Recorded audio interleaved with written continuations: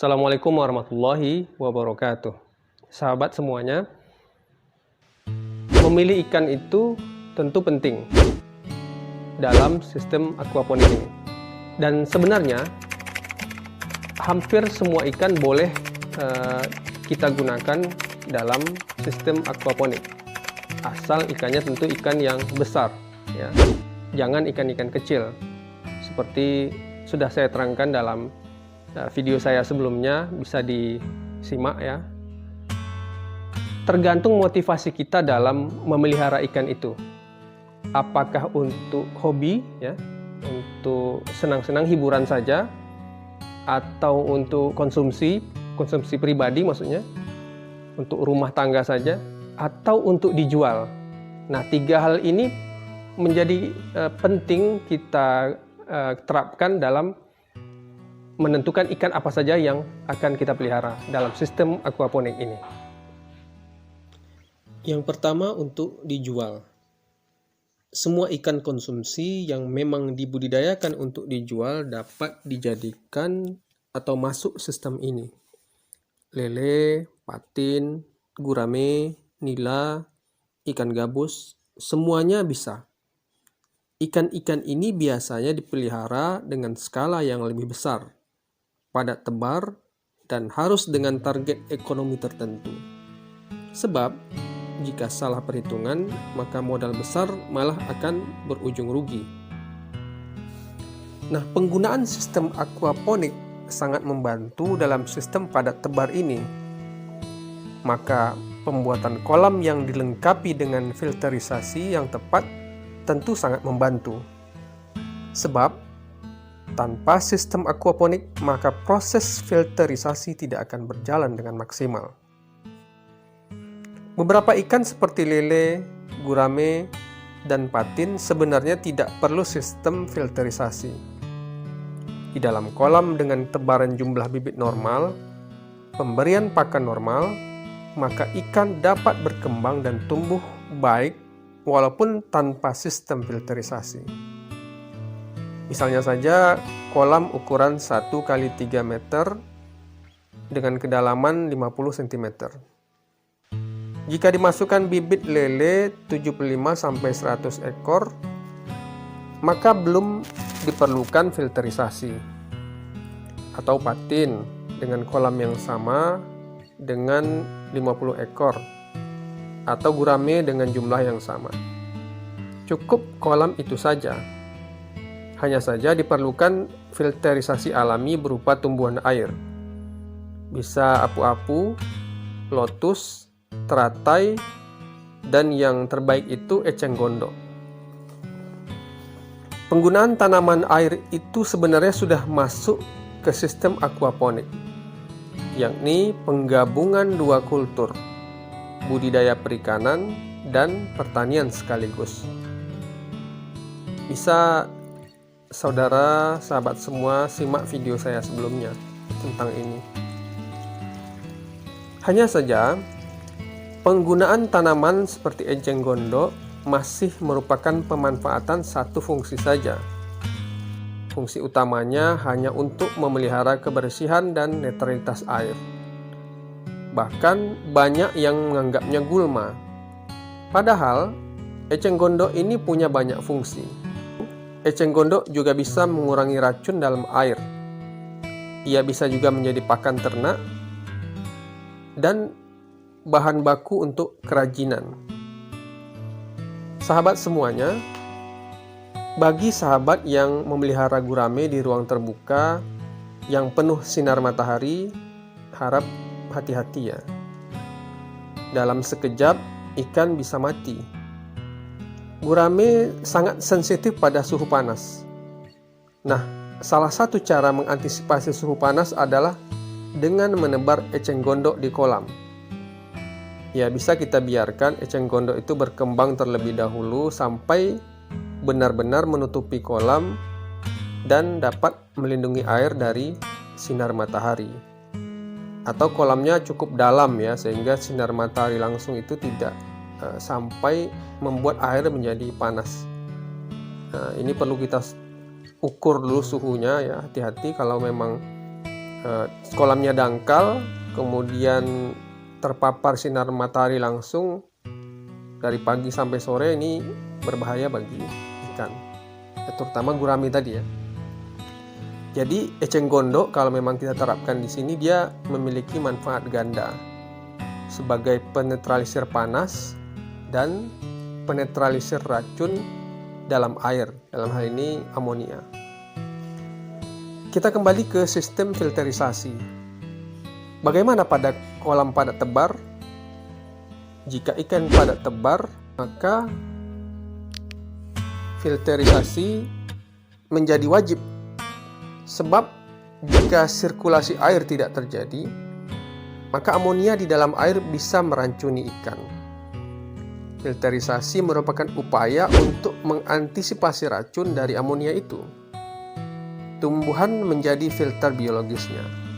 Maka lele, patin, dan gurame yang padat tebar juga harus menggunakan filterisasi dan sirkulasi air. Nah, sayang sekali tentunya jika sirkulasi air itu tidak dimanfaatkan untuk bertanam sayuran atau tumbuhan lain sekaligus. Bagaimana dengan nila? Ikan ini wajib menggunakan sistem sirkulasi, karena di alam pun mereka hidup di air yang mengalir. Maka baik jumlahnya sedikit atau banyak, tetap memerlukan filterisasi dan sirkulasi. Tentu saja sirkulasi air itu menjadi sarana dalam sistem aquaponik. Yang kedua, untuk kepentingan konsumsi. Jadi tadi yang pertama untuk dijual ya, untuk komersial. Yang kedua untuk konsumsi keluarga atau pribadi, untuk dapur sendirilah ya.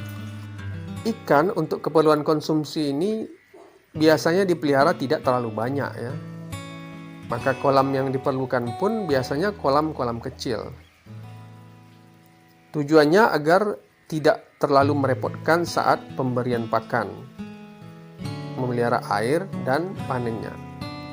Maka panen raya biasanya tidak dilakukan pada kolam untuk keperluan konsumsi ini. Panennya cukup 1 atau 2 kg sehari. Bisa dengan cara dipancing ya, bisa ditangguh atau cara lainnya. Bisa saja memang panen raya dilakukan, misalnya 1 kolam hingga 20 kg. Tapi karena hanya untuk keperluan konsumsi dapur sendiri, maka ikan-ikan ini mungkin hanya dibagi-bagikan kepada tetangga kalau memang kita lakukan panen besar ya, atau panen raya. Atau dijual dalam skala kecil saja. Ikan lele, patin, gurame dapat diterapkan dengan cara tanpa sirkulasi air pada ikan konsumsi atau ikan untuk dapur sendiri ini. Budidaya lele, patin, dan gurame skala konsumsi tentu tidak memerlukan filterisasi dan sirkulasi air. Airnya tetap itu-itu saja dan biasanya akan aman bagi ikan. Hanya saja kadang diperlukan penambahan air sekali sepekan, secukupnya saja. Bisa 10% saja. Perlu juga pemurni air alami yakni eceng gondok. Filter biologis ini bisa juga diganti dengan sistem aquaponik yang tanpa sirkulasi air, yakni aquaponik rakit apung.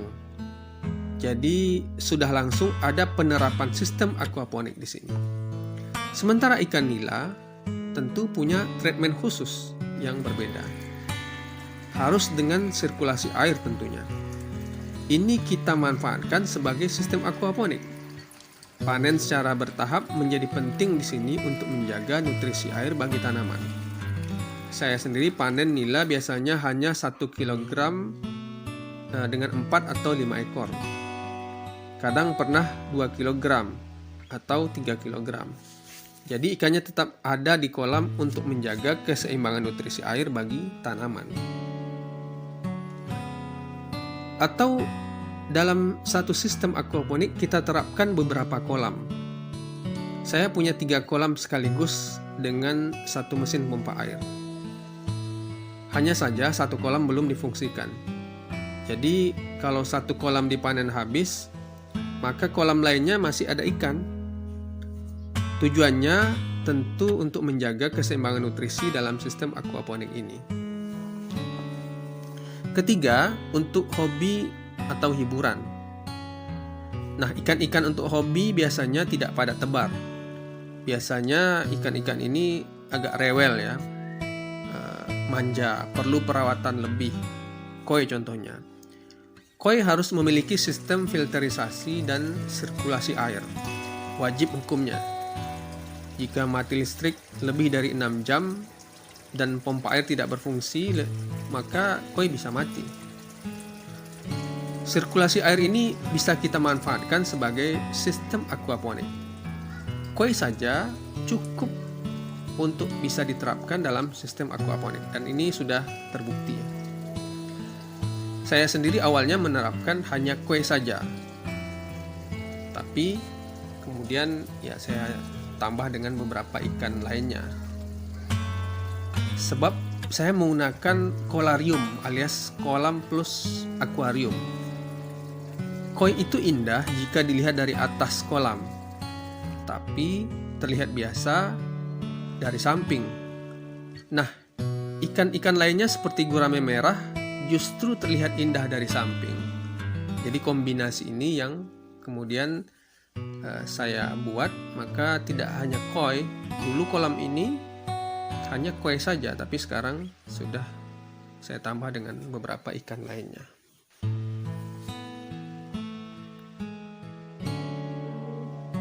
Oke sahabat, sementara itu dulu yang dapat saya sampaikan kali ini. Semoga video ini bermanfaat bagi sahabat semuanya. Mari tetap kita jadi petani di kota. Kita hijaukan rumah kita, lingkungan kita, kota kita, dan bumi kita. Jangan lupa like, share, dan subscribe ya. Assalamualaikum warahmatullahi wabarakatuh.